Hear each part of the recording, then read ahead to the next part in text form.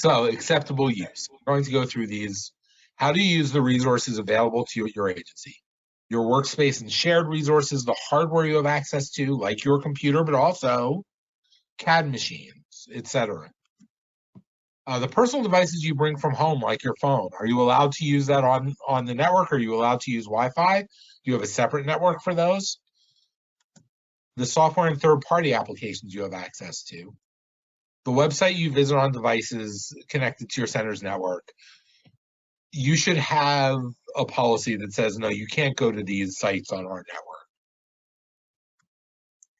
network. Remote access best practices. This comes from the Center for Internet Security. Assess the need to have RDP port 3389 open on systems. And if required, place any system with an open RDP port behind a firewall. RDP it's a godsend when you need it. The ability to take remote control of somebody else's computer is amazing. But make sure that is behind a firewall and protected.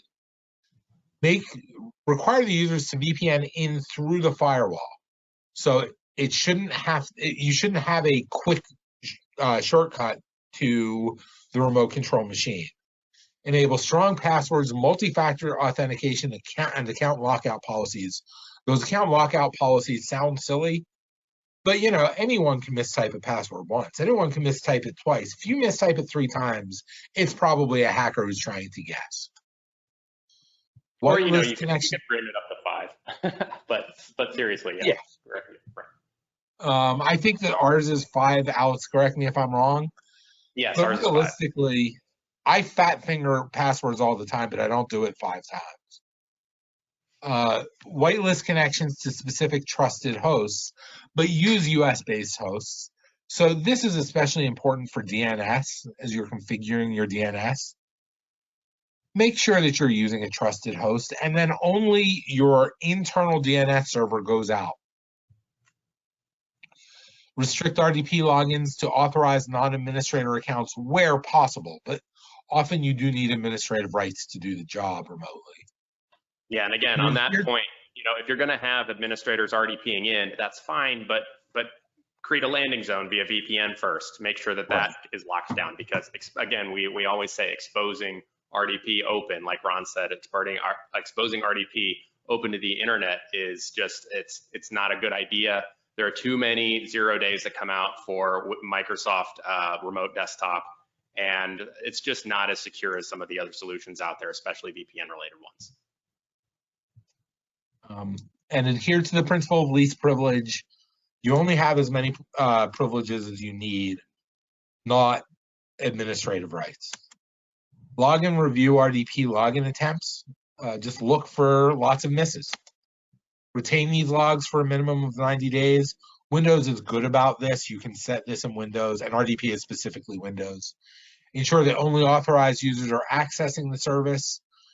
And if RDP isn't required, turn it off. So it's okay to have it on 3 computers that you need. Don't have it on everything. Verify that the cloud environments you use, whether that's AWS or Google, adhere to best practices. And after your cloud environment is set up, turn off RDP. So great, you've set it up so you can get to it through the web.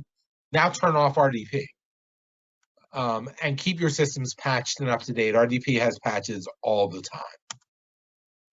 Authentication can mean more. Multi-factor authentication. 3 items are considered factors: what you carry, whether that's keys, an ID card, or a phone; what you are, a retinal scan or a fingerprint; and what you know, a password. Yesterday, I was doing an install, as I mentioned, and it required a retinal scan to get into the server room. And I approved deeply because, yeah, I need somebody looking at me while I'm playing with your servers. Make sure I'm not doing anything bad. So using more levels increases security. One example is you enter the password, then you enter a passcode sent via text or email to phone. And strong passwords are key. We were talking about this morning. We have made it very, very difficult to remember your passwords, and yet very easy to crack. So this is an estimate according to Verizon's 2021 data breach investigation report. 12 characters, 25 seconds if it's numbers only. If it's lowercase letters, 3 weeks. 13 characters, 4 minutes in a year. 14 characters. Suddenly, if it's lowercase only, you're at 51 years. So we tend to recommend 12 characters if it's random. So if you're using a password wallet to generate it, or a minimum of 16 characters if it's something that is easier to remember. Yeah, and those pseudo-randomly generated passwords usually include different character sets. You usually have a much larger alphabet you're dealing with, including symbols. So you have a much larger alphabet, so these numbers are way bigger for pseudo-randomly generated ones. When you're talking about numbers and only lowercase, no one would ever recommend that, especially if you have a good password policy and it's enforced via, for example, Active Directory. You probably can't even do this. But this is food for thought in terms of how increasing the complexity increases the time to crack. And for what it's worth, cracking a Wi-Fi password these days, they're saying that it takes 300 years. Hashcat, which I've played with more than a little bit, didn't take that long to crack my password, and it's not a bad one. It uses upper and lower case, it uses numbers and letters, it's not words. Doesn't matter, it still doesn't take that long to crack. Two-factor authentication, again, helps with a password and passcode. And then check if you've been pwned. HaveIBeenPwned.com is a wonderful resource because they keep track of all of the big break-ins.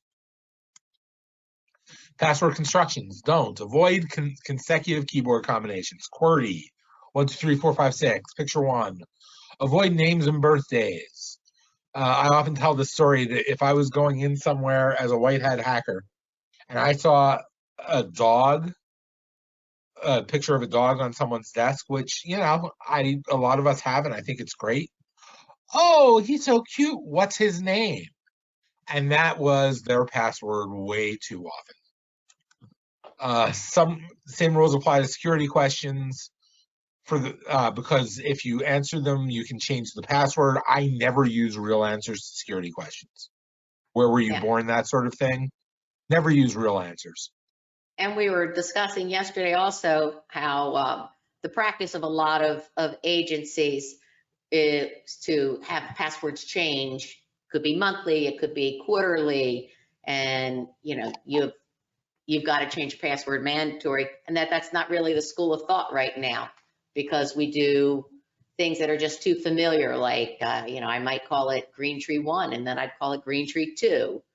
So having a password that you continually have, but you've made it slight alterations to it. Yeah. So NIST's most recent recommendations, I believe, is of 2021, so it's pretty recent, is to no longer have a policy where you rotate through passwords, because they've just noticed that it enforces bad practices with generating the passwords themselves. To Sue's point, right. People too often will just keep most of the password and recycle one digit and say, okay, I'm safe. And it's human nature, to be honest. I mean, how are we going to remember all of these passwords every single quarter, right? So that's why NIST decided, hey, you know, this isn't going anywhere good. Let's stop this practice. So email use, beware of phishing. A long-standing lore. 93% of phishing emails deposit ransomware. We all know what phishing is: an email attack intended to make the victim take an action that installs malware or gives their login credentials. Phishing plus social engineering, the use of deception to manipulate individuals, equals spear phishing. Let's find the right person. Let's find the person who pays bills. Let's find IT. Let's go after them. Social media policy. So social media is useful for 911. It keeps people alert. And people expect access through social media, through Twitter, through Facebook. They expect warnings through Facebook and Twitter. So we need to have it. However, There are cybersecurity risks, and it may reveal agency info because you don't control those servers. So be aware of social media. Make sure that for most people, it's not on your main network. But people need it, so it's good. Document it in policy, secure it through proper network architecture. Keep it off your main network, and make sure that you have a policy for how to use it. Yeah, I was on a call. Sorry, go ahead. Call earlier today, and social media came up. I was on a call with a PSAT, and they're using it for recruiting now. So they have advertisements, they have links to virtual meetings on the job and how to apply.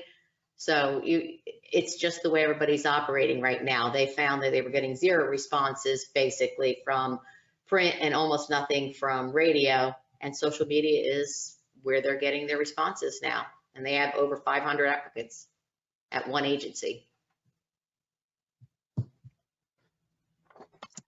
Social media best practices, and again, we've reviewed these before. Use 2-factor authentication, check your privacy controls. Avoid sharing personal details publicly for bad actors to use against you. Be careful who you connect with and befriend. I have a policy that if I don't know you, no.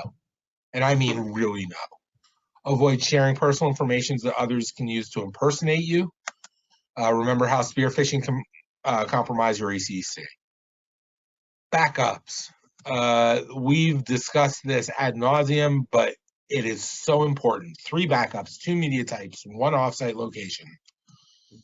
And test them. Oh, test them all the time. What's a backup plan? A backup plan is what's going to be backed up, how often, how are we going to back it up, and does it fit our needs? Because what works for me might not work for you. And then test it. If you haven't tested your backups recently, then they might work. Make training a part of your policy. Sorry. Yeah. I am old enough to remember Clint Eastwood asking, do you feel lucky today? And I never feel that lucky with computers. Make training a part of your policy. Everyone needs some level of cybersecurity hygiene training. We offer it, others offer it. Don't really care who you go through. I mean, obviously, we want you to go through secular, but everyone needs it. So whoever you go through, make sure they have it. We also offer cybersecurity defense training for IT professionals on critical networks and training scenarios and drills, because the cyber incident is important because it's going to happen. We offer all of these. Talk to us if you need it. Yeah, Ron, I couldn't agree with you more. From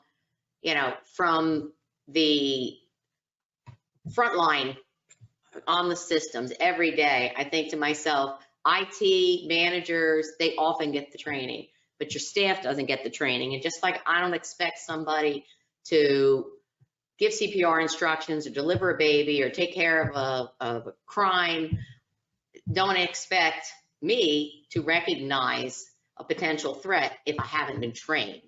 So you've got to train your staff who's on that every day.